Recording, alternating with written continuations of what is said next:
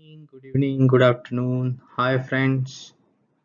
This information is collection from different books and different epics, and this is just depicted to get you the knowledge. See the Purva Mimansa Darshan in yoga in Bharatiya yogic parampara. It is also known as Mimamsa. So Purva Mimansa and Mimansa both are same. Let's see where exists this Purva Mimansa or Mimamsa. As we all know, the Darshana is classified into Nastik and Astik. So Astik Darshana, one is based on Vedic philosophies and another is independent of all philosophies. So Purva Mimamsa or Mimamsa is based on the Vedic philosophy, and this is also known as a ritualistic approach or rituals or karma. This is a karma Mimamsa. So this Vedic philosophy, again, it is based on Vedas, and this is basically related to karmas. Let's see, the Purva Mimansa is also predicting the nature of dharma or ethics or also karma or rituals, what is to be done for the betterment of life. It is written by, say, Jaimini, and this Purva Mimansa also gives you the way to find out what is the self-consciousness, what is God, and how the complete cosmos appears. Let's come to some of the postulates and some of the terms which are used in Purva Mimamsa. Every Mimamsa tried to find out the source of knowledge. So first they have checked, or they have depicted, or they have give the thesis of how the knowledge can be acquainted, or how the knowledge can be acquired, or how the knowledge can be analyzed. And these source or way of knowledge they have divided into, in case of Purva Mimansa, 6 different sources. Number 1, pratyaksha, that is a clear perception in front of you. Anuman, inference. Shabda, that is a testimony or a person writes it. Upmana, that is a comparison. And arthapatti, that is implications. Anupalabdhi, that is non-apprehension. So there are different source of knowledge which is given in Purva Mimamsa. In Purva Mimansa, they have also given the law of karma. Karma results into some action, and then for the reaction, what you give, that same thing will come back. There are some unseen power, those are also mentioned in Purva Mimansa. About liberation, that is heaven concept and hell concept is also mentioned in Purva Mimansa. It is definitely based on Veda and not, it is not directly considered God as a creator of the world. It indirectly considered with some other name. And this Purva Mimamsa is very much extracted from the Samhitas and Brahmanas, which is part of the Vedas. This Purva Mimamsa again believes in Atman, which is very equivalent to Purush, what we have seen in Sankhya philosophy, that is a consciousness. And what is the dharma in Purva Mimansa is right action. I missed D here. Right action. Adharma is wrong action.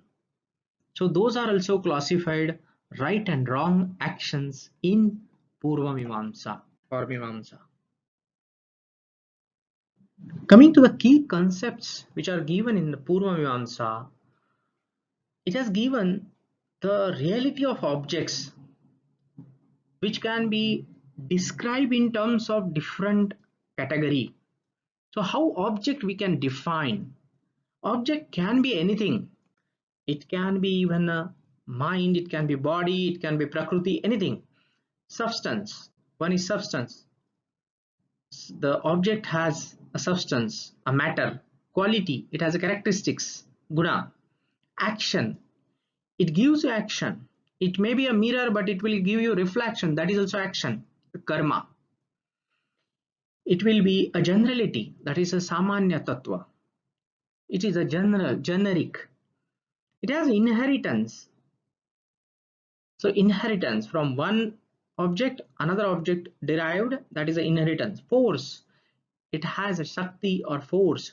So shakti or force is a form of energy which it can exert.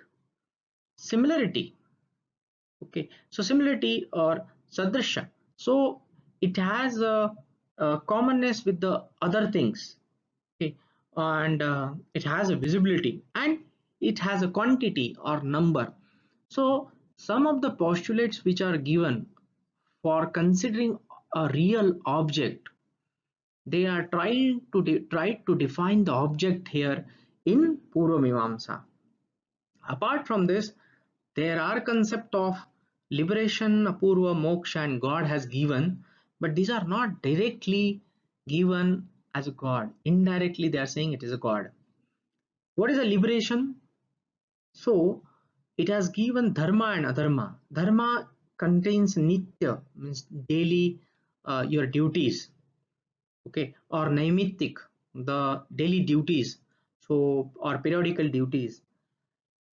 If you perform your daily duties with all sincerity for long term, it says you are going for a salvation or liberation. So you can say a mukti or salvation or liberation is actually when you perform your duties continuously for long term, it is a liberation according to this. Apurva, this is a force between the work and its result. It is considered in Purva Mimamsa, there is an action and there is a work. Action is a force and work is something which will get done. And there is always a relation. Every work will have some result and every work will have some force. That is a given in Mimamsa. Moksha, it's actually they are thinking of you are you are just liberated from the cycle of birth. So even it is one step ahead of dharma and adharma. That is a liberation. You are just gone out of this vicious circle of birth and death. Then there is a moksha, right?